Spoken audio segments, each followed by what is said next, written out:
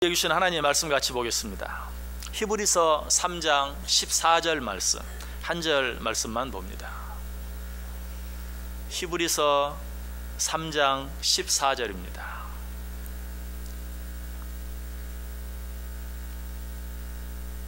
한 절 말씀을 우리 다 같이 한 목소리로 읽습니다. 우리가 시작할 때에 확신한 것을 끝까지 견고히 잡고 있으면 그리스도와 함께 참여한 자가 되리라. 아멘.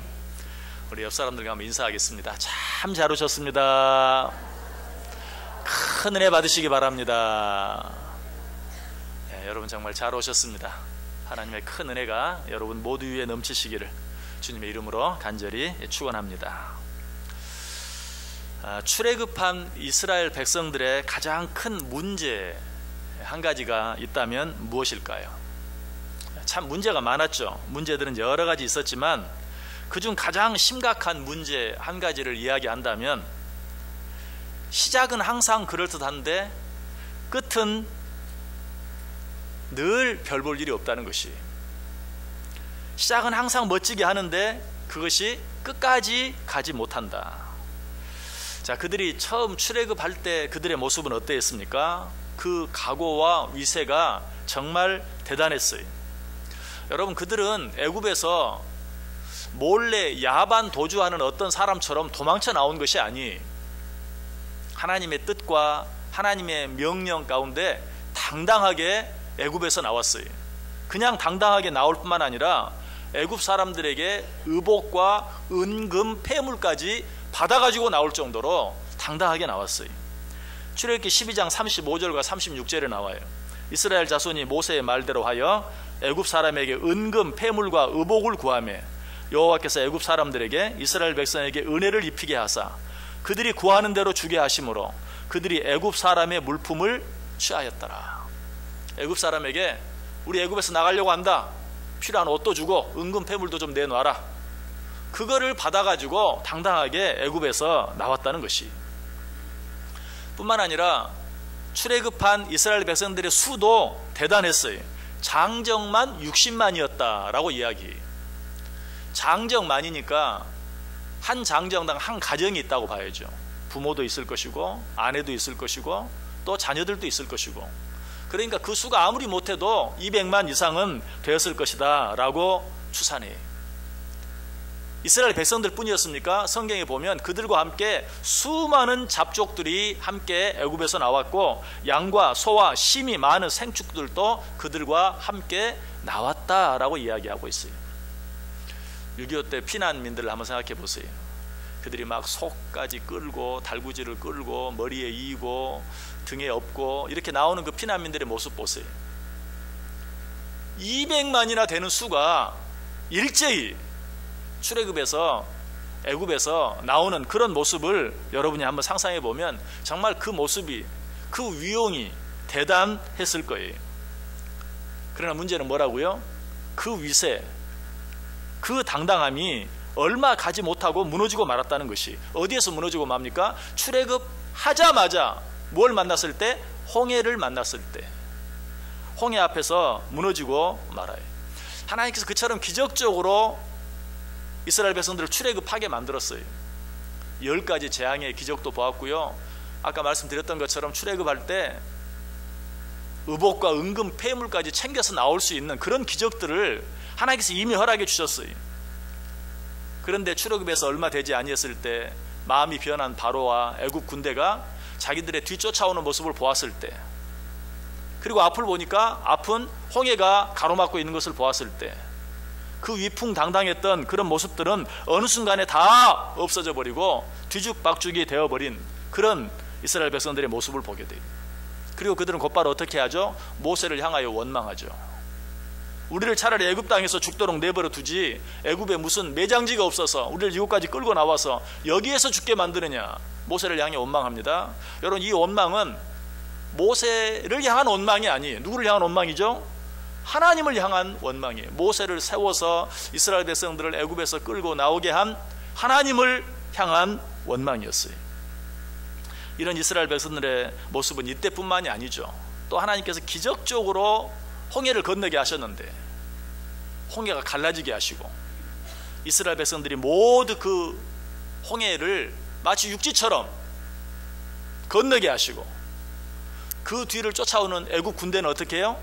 물이 다시 합쳐지게 함으로 말미암아 그 물속에 다 수장되어 버리게 만드는 그런 놀라운 기적을 체험했어요. 자, 이런 기적을 체험했을 때 이스라엘 백성들은 또 어떻게 합니까? 뭐 그럴 수 없을 정도로 하나님을 찬양하고 하나님께 감사하는 모습을 봐요. 이 이스라엘 백성들의 이때 한 그 찬양, 이건 우리가 한번 읽어볼 필요가 있어요. 자, 성경을 같이 찾아보시기 바랍니다. 출애굽기 15장 1절에서 18절, 좀 내용이 길지만 한번 내용을 생각하면서 천천히 한번 읽어보겠습니다. 출애굽기 15장 1절에서 18절.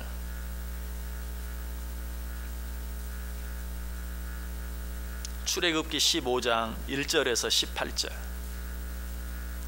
교독합니다. 제가 먼저 1절 읽습니다.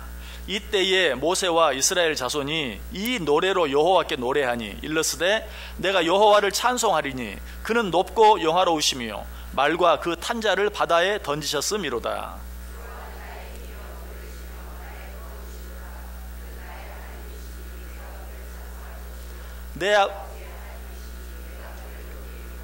여호와는 용사시니 여호와는 그의 이름이시로다.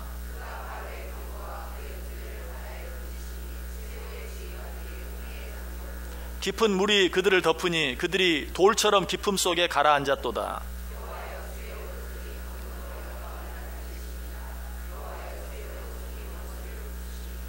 주께서 주의 큰 위엄으로 주를 거스르는 자를 엎으시니이다. 주께서 진노를 발하시니 그 진노가 그들을 지푸라기 같이 사르니이다.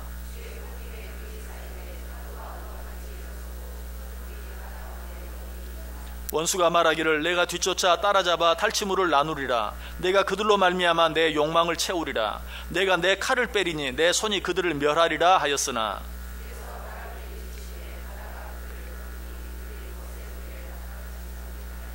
여호와여, 신중에 주와 같은 자가 누구니이까? 주와 같이 거룩함으로 영광스러우며 찬송할 만한 위엄이 있으며 기이한 일을 행하는 자가 누구니이까?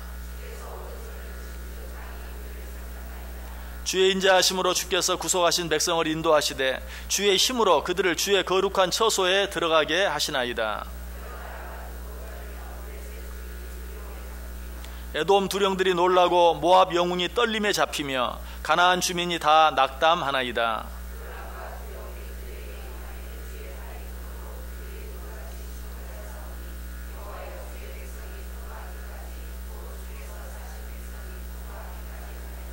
주께서 백성을 인도하사 그들을 주의 기업의 산에 심으시리이다. 여호와여, 이는 주의 처소를 삼으시려고 예비하신 것이라.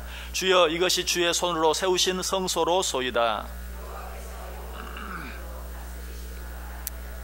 아멘. 얼마나 아름다운 찬양입니까? 성경을 읽다 보면 이게 무슨 내용이지? 라고 잘 이해가 되지 않을 때도 있고 읽고 나면 잊어버릴 때도 있어요. 그러나 이 내용은 처음부터 끝까지 너무나 아름답게 하나님을 찬양하는 내용인 것을 느끼지 않을래야 느끼지 않을 수가 없어요. 정말 감격적인 찬양이었어요. 홍해를 건너자마자 이런 놀라운 찬양을 드린 이스라엘 백성들, 그 감격의 찬양이 얼마나 오래 갑니까? 그야말로 사흘을 가지 못합니다. 이스라엘 백성들이 홍해를 건넌 뒤 정확히 사흘 뒤에 마라에서 마실 물이 없게 되죠. 그러자 어때요? 언제 이런 찬양을 드렸나 싶을 정도로 하나님을 향해 다시 원망하는 모습을 봐요.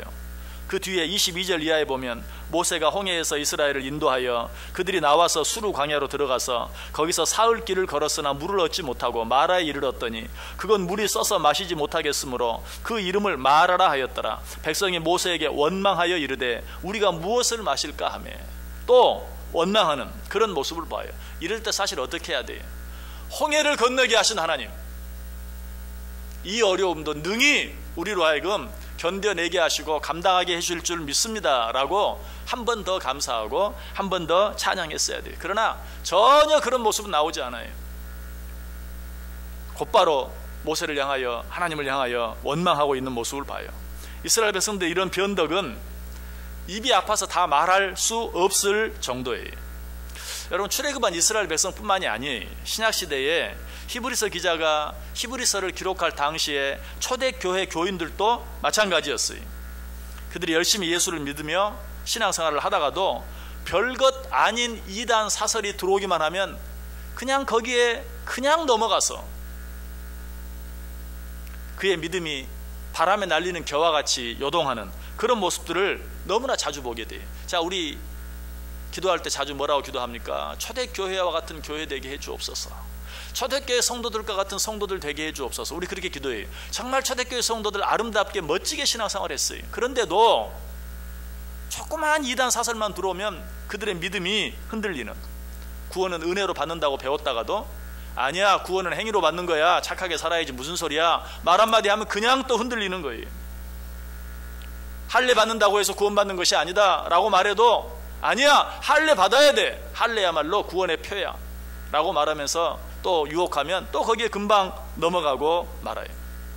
구원은 모든 세상 사람들에게 주어지는 것이다 라고 배워도 또 어떤 사람이 아니야, 구원은 선택한 하나님의 백성 유대인들만 받는 거야 라고 말하면 금방 또 거기에 현혹돼서 흔들리고 마는 그런 모습을 우리가 너무 자주 보게 돼요. 그런 성도들의 모습을 보면서 히브리서 기자가 오늘 본문을 기록하고 있는 거예요. 뭐라고? 우리가 시작할 때에 확신한 것을 끝까지 견고히 잡고 있으면 그리스도와 함께 참여한 자가 되리라. 여러분, 예수 그리스도를 믿으십니까? 예수 그리스도를 믿음으로만 구원 얻는 건 믿으십니까? 흔들리지 마시라는 거예요. 이 사실만 굳건히 잡고 있으면 그리스도와 함께 참여한 자가 될 것이다. 그런데 어때요? 누가 옆에서 조금만 그렇게 신앙생활 해가지고 구원 받겠어? 한마디만 하면 그냥 아이고 기죽어.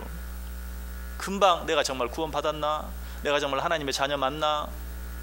흔들리고 마는, 실망하고 낙심하고 마는, 조금만 좋은 일이 있으면 하나님이 나를 사랑한다고 기뻐하며 감격하고 찬송하면서도 조금만 어려운 일이 있으면 하나님 나를 버리셨다고, 왜 나를 돌아보지 않느냐고, 왜 나를 사랑해 주지 않냐고 원망하고 불평하는 그런 신앙생활을 할 때가 너무나 많이 있다는 사실이, 이런 말씀이 우리에게 주시기를 원하는 교훈이 무엇입니까? 우리가 무슨 일을 할 때 시작을 잘하는 것도 중요하지만 더 중요한 것은 무엇이다? 끝을 잘 맺는 것이 훨씬 더 중요하다. 다른 말로 하면 시작할 때 아름다운 것을 끝까지 계속해 가는 것이 중요하다. 오늘 제가 왜 이 말씀을 드리죠? 2018년 마지막 주일이 되었어요. 나름대로 그 규모는 다 다를지 몰라도 2018년을 시작하면서 올 한 해는 정말 멋지게 살아봐야 되겠다, 올 한 해는 정말 잘 살아봐야 되겠다, 적어도 올 한 해는 작년보다 더 잘 신앙생활 해봐야 되겠다, 좀 더 모이는 일에 힘쓰고 좀 더 열심히 기도하고 좀 더 말씀도 사랑하고 많은 계획들을 하고 시작했을 거예요. 그러나 2018년 12월 30일 이 마지막 주일을 당하는, 이 마지막 주일에 예배드리고 있는 내 모습을 한번 보세요. 처음 시작할 때 그 모습, 위풍당당하게 보무도 당당하게 출애굽했던 그 이스라엘 백성들의 모습과 같이 멋지게 시작했던 그 우리들의 모습이 지금도 동일하게 하나님 앞에서나 사람 앞에서나 당당하게 모든 것들을 말하고 모든 것들을 찬송하고 모든 것들을 간증하면서 예배할 수 있는 그런 모습으로 이 자리에 나와 있는지 한번 확인해 볼 필요가 있다는 것이, 시작은 보잘것없어도 끝은 아름다우면 그 시작도 아름다운 게 돼요. 그러나 시작이 아무리 멋지고 아름다워도 끝이 아름답지 못하면 그 아름다운 시작조차도 무의미해지고 그 색이 바래고 마는 것이, 그러므로 중요한 건 뭐예요? 끝을 잘 맺는 것이 중요해요. 그래서 옛날 우리 조상들은 용두삼위라는 말을 많이 했죠. 시작은 그럴듯한데 끝은 아름답게 맺지 못하는 우리들의 신앙의 모습이 혹시 2018년 마지막 주일에 바라보았을 때 용두삼위와 같은 그런 모습은 아닌지 한번 확인해 봐야 돼요. 지혜의 사람 솔로몬도 전도서 7장 8절에서 이 일의 끝이 시작보다 낫다라고 이야기하고 있어요. 그런데 특별히 세상 모든 나라 사람들 가운데서도 우리 한국 사람들이 시작보다 끝이 아름답지 못한 용두삼위와 같은 그런 경향이 좀 많지 않나 하는 그런 생각을 해보아요. 특별히 우리가 뭘 잘못해서가 아니라 우리 한국 사람들은 시작을 멋지게 하는 것을 좋아해요. 여러분 선거 유세 때 한번 보세요. 그 선거 유세하는 사람들의 선거 유세를 들어보면 저 사람이 되기만 하면 금방 내가 살고 있는 곳이, 내가 살고 있는 나라가 지상 낙원이 될 것 같아요. 그러나 그렇게 되어진 적은 한 번도 없어요. 왜? 선거 유세를 너무나 크게 아름답게 그럴듯하게 하기 때문에 정말 그 말처럼만, 그 약속처럼만 되어지면 모든 것이 바뀌어지고 모든 것이 변화되어지고 모든 것이 새로워질 것처럼 들려지는 것이. 그러나 그 끝은 어때요? 항상 좋지 못해요. 용두사미가 되고 말아요. 이런 모습은 우리 어린 자녀들을 통해서도 보게 돼요. 우리 어린 자녀들에게 너 커서 뭐가 될래? 라고 물어보세요. 얼마나 꿈이 거창한지 몰라요. 요즘에는 조금 현실적이 된 것 같아요. 근데 예전에는 뭐 전부 다 대통령 되겠다고 하잖아요. 또 아이들이 여름방학 시간표를 짜는 모습을 보세요. 시간표를 딱 짜놓으면 어때요? 전부 공부하는 시간이에요. 1시간 공부하고 5분 쉬고 또 1시간 공부하고 5분 쉬고 얼마나 시작은 거창한지 몰라요. 그러나 끝은 어때요? 전혀 그렇지 못해요. 왜? 시작이 너무 거창하기 때문에 그래요. 적당히 했으면 될 텐데 시작이 너무 거창하기 때문에 그 끝을 아름답게 맺지 못하는 그런 모습을 우리는 너무 자주 보게 돼요. 제가 우리 한국 사람들 이야기를 했지만 이것은 우리 한국 사람들 뿐만 아니라 정도의 차이는 있을지 몰라도 세상 모든 사람들의 본성이 시작은 멋지게 하지만 끝을 아름답게 맺지 못하는 그런 모습. 그래서 그런 모습은 성경에도 나오죠. 요한복음 2장에 보면 예수님께서 가나의 혼인잔치에서 물로 포도주를 만드는 모습이 나오죠. 포도주가 다 떨어지자 물로 포도주를 만들었어요. 그 포도주를 내놓자 사람들이 그 포도주를 먹고 뭐라고 말합니까? 말하되 사람보다 먼저 좋은 포도주를 내고 취한 후에 낮은 것을 내거늘. 사람들이 다 그렇다는 거예요. 처음에는 좋은 걸 내고 나중에는 그렇지 못한 것. 여러분 식당에도 여러 식당들 가보시죠. 그러면 처음에는 어떻습니까? 저 식당 잘해, 진짜 맛있어. 그러고 갑니다. 그리고 2번, 3번, 4번 가면 어때요? 처음 그 맛이 아니야. 달라요. 변해져요. 그래서 결국은 몇 번 더 가지 못하고 또 다른 식당으로 옮기는. 왜 그렇죠? 사람들이 처음에 할 때는 정말 최선을 다해서 맛있게 좋은 재료로 하다가 그걸로 사람들이 좀 모이고 돈 좀 벌면 그만 마음이 달라지는 거예요. 처음 같지 않아요. 이게 사람들의 마음이라는 것이에요. 사람마다 먼저 좋은 포도주를 내고 취한 후에 낮은 것을 내거늘. 그러나 하나님의 법칙은 달라요. 세상의 법칙은 그러하다 할지라도 하나님의 법칙은 달라요. 예수님께서 만드신 그 포도주는 어떠했어요? 처음 것보다 더 맛이 있는, 더 맛이 좋은 포도주가 되었고 또 그것을 내어놓으신 것을 보게 돼요. 이게 하나님의 나라의 법칙이고 이것이 하나님께서 원하시는 것이. 그래서 욥기 8장 7절에 내 시작은 미약하였으나 내 나중은 심히 창대하리라. 실제로 욥의 마지막은 어떠했습니까? 욥기의 시작을 보세요. 욥은 시작도 아름다워요. 동방의 의인이었어요. 거부였어요. 그러나 그 끝은 어때요? 그보다 더 아름답고 더 복되고 더 풍성해요. 욥기가 끝나는 욥기 42장 10절에 욥이 그의 친구들을 위하여 기도할 때 여호와께서 욥의 곤경을 돌이키시사 여호와께서 욥에게 이전 모든 소유보다 갑절이나 주신지라. 또 12절에도 여호와께서 욥의 말년에 욥에게 처음보다 더 복을 주시니 그가 양 14,000과 낙타 6,000과 소 1,000결이와 암나귀 1,000을 두었다. 끝이 처음보다 더 아름다운 것, 이것이 하나님 나라의 법칙이요 하나님께서 원하시는 것이다. 예수님께서도 이와 같은 법칙이 곧 하늘나라의 법칙인 것을 분명히 가르쳐줘요. 마태복음 13장 31절과 32절에 또 비유를 들어 이르시되 천국은 마치 사람이 자기 밭에 갖다 심은 겨자씨 한 알 같으니 이는 모든 씨보다 작은 것이로되 자란 후에는 풀보다 커서 나무가 되매 공중의 새들이 와서 그 가지에 깃들으니라. 겨자씨와 같이 작게 시작해서 큰 나무가 되어 많은 새들로 하여금 그 나무에 깃들이게 만드는 것, 이것이 하늘나라의 법칙이다라고 이야기하고 있어요. 자, 이런 말씀들을 들으면서 그렇다고 그럼 뭐 시작은 아무것도 아니네, 시작을 너무 잘할 필요가 없겠네, 그렇지 않죠. 또 우리 조상들이 늘 했던 말 가운데 한마디가 어떤 말입니까? 시작이 반이다. 시작이 중요해요. 시작이 중요하지 않은 게 아니라 시작만 잘하고 끝을 잘 못 맺는 것이 문제라는 것이. 그러나 끝을 잘 맺기 위해서는 어때요? 시작도 잘 해야 돼요. 또 어떤 말이 있어요? 첫 단추를 잘 꿰어야 나머지 단추도 잘 꿰어질 수 있는 것이죠. 첫 단추를 잘 못 꿰면 끝을 아름답게 맺을 수가 없어요. 끝을 아름답게 맺기 위해서는 중간에라도 다시 시작할 필요가 있는 것이죠. 시작도 잘 해야 돼요. 지금 한 해를 시작하는 이제 마당에 놓여 있고 또 한 해를 마치는 그런 시점에 놓여 있어요. 이러한 때에 우리는 어때요? 시작도 잘 해야 하지만 끝도 잘 맺어야 한다. 그래서 오늘 본문에서 우리가 시작할 때에 확신한 것을, 자, 시작할 때도 확실하게 시작하라고 이야기하고 있어요. 시작할 때에 확신한 것을 끝까지 견고히 잡고 있으면 그리스도와 함께 참여한 자가 되리라. 여러분, 한 해 시작할 때 어떻게 시작했는지, 어떤 다짐들, 어떤 결심들, 어떤 각오들이 있었는지 한번 확인해 보세요. 그리고 아유 이제 하루밖에 남지 않았는데 라고 포기해버리지 마시고, 혹시 하지 못했다면 오늘이라도 내일까지라도 그 일들을 행하는 것이, 그것을 끝까지 견고히 잡는 것이에요. 내가 너무 오랫동안 잊어버리고 있었네요. 굳이 아유 내일 모레면 새해인데 그날까지 뭐 새해부터 다시 시작하지. 여러분, 그분은 새해도 마찬가지.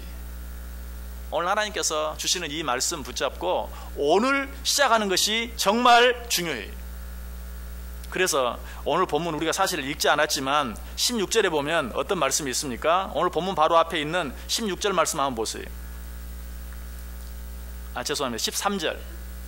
13절 같이 한번 읽어볼까요? 시작.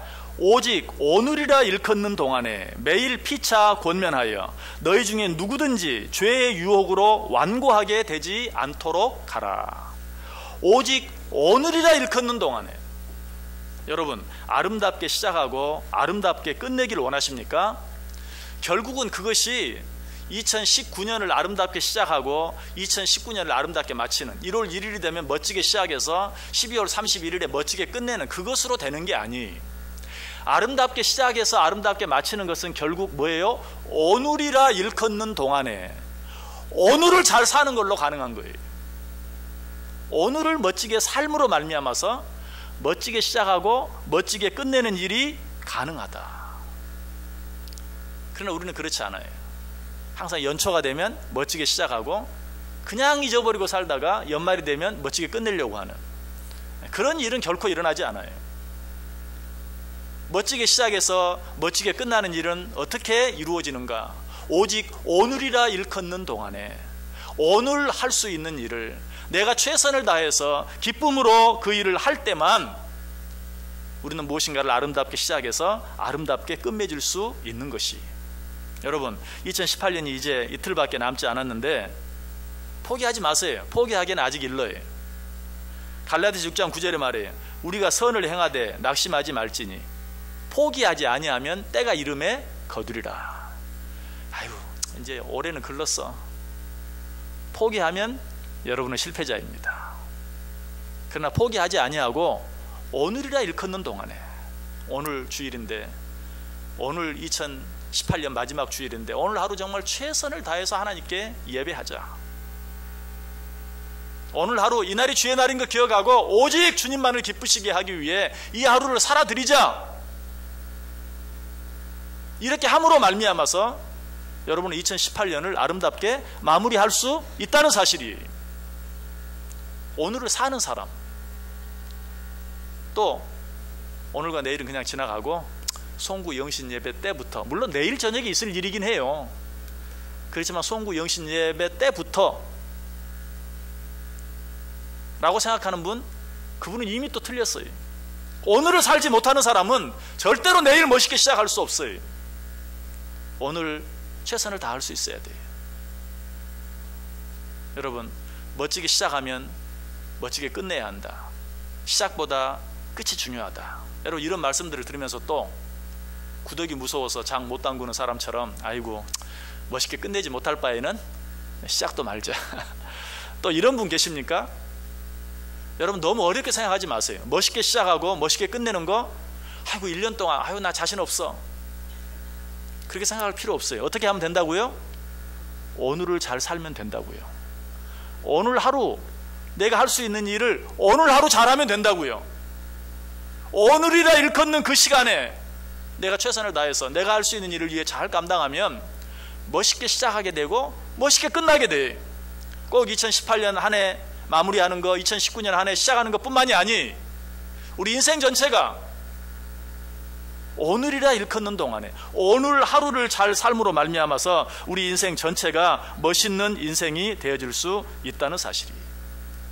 그래서 모세는 하나님께 기도하면서 오늘 하루 기쁘게 즐겁게 해주옵소서, 그로 말미암아 내 인생 전체가 기쁘고 즐겁게 해주옵소서 라고 기도했어요. 얼마나 멋진 기도인 줄 몰라요. 모세는 그걸 알았어요. 오늘 하루 멋지게 살면 내 인생 전체가 멋져진다는 것을 알았어요. 맞는 말이죠. 우리 사실은 어제라는 말, 내일이라는 말은 단어로만 있는 거예요. 그건 없어요. 어제를 만나본 사람도 없고 내일을 만나본 사람도 없어요. 우리에게는 뭐만 있어요? 오늘만 있어요. 오늘만 잘 살면 되는 거예요. 오늘만 잘 살면 멋진 시작이 되고, 오늘만 잘 살면 멋진 인생이 되고, 오늘만 잘 살면 우리가 우리 인생을 멋지게 마치게 되는 거예요. 여러분, 이 한 해의 마지막 주일에 지난 한 해를 돌아보고 또 새로운 한 해를 바라보는 것도 중요하지만, 그렇다고 해서 오늘을 놓치지 마세요. 오늘 하나님께 예배드리는 귀한 주일이에요. 이 오늘 하루를 정말 하나님과 나 사이에 하나님이 기뻐하실 만한 멋진 예배, 멋진 하루, 멋진 삶 살아드림으로 말미암아 우리 인생 전체가 멋지게 시작해서 멋지게 끝이 나는, 아름답게 시작해서 아름답게 끝이 나는, 처음 시작할 때 확실한 것을 끝까지 견고히 잡음으로 그리스도 예수의 날에 참여하는 자들이 될 수 있는 저 여러분 될 수 있기를 주님의 이름으로 간절히 축원합니다.